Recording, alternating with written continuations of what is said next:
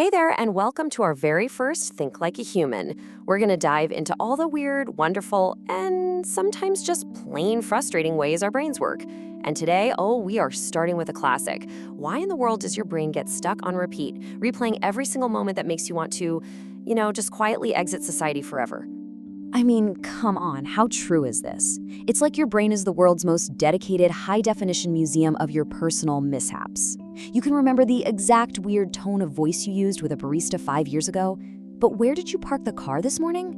Nope, absolutely no idea. It is this incredibly human and, yes, super frustrating quirk of our minds.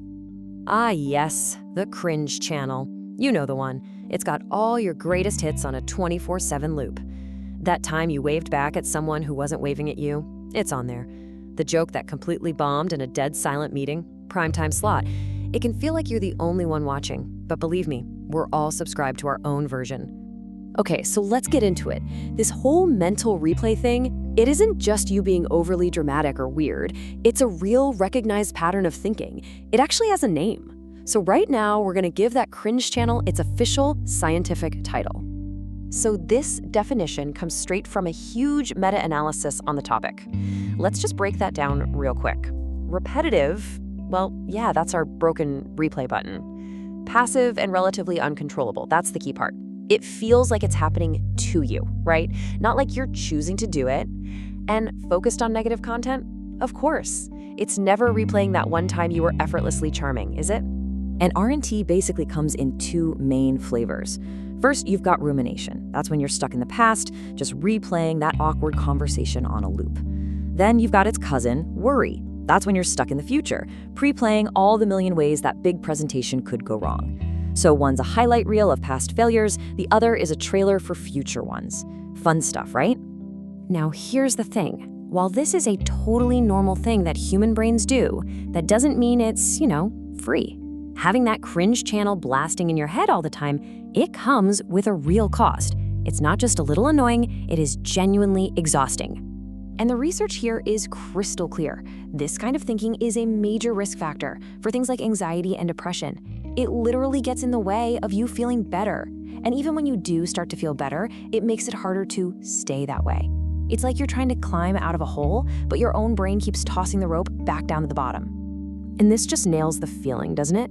You can be perfectly still, just lying there in bed, but your mind is sprinting. You're not solving anything, you're not getting anywhere, you're just running in these exhausting mental circles and waking up even more tired than when you went to bed.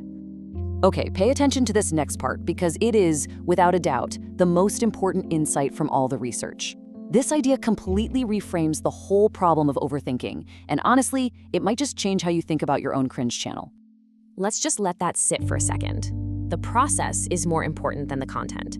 So what that really means is the actual problem isn't the embarrassing thing you said. The problem is the habit of replaying it. It's the looping that's causing the trouble, more than the specific thing being looped.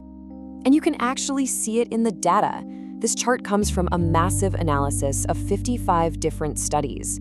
So when therapies focused on just changing negative thoughts in general, they were okay, kind of effective.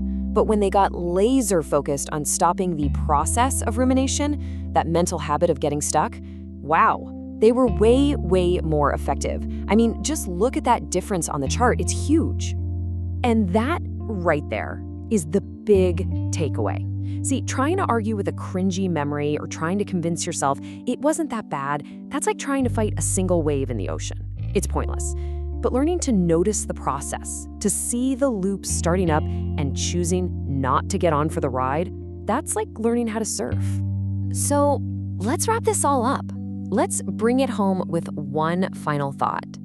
Knowing that it's the process, not the content, that's the real issue, well, that gives us a completely new playbook. It gives us a way out of that endless replay loop. And really, that's the question I want to leave you with. Those thoughts, they might still pop up. The Cringe channel might try to start its broadcast. But what if you don't actually have to watch it? What if you can just notice that little hamster wheel starting to spin and gently, without any judgment, just decide to step off? Something to think about. Thanks for kicking off this journey with me.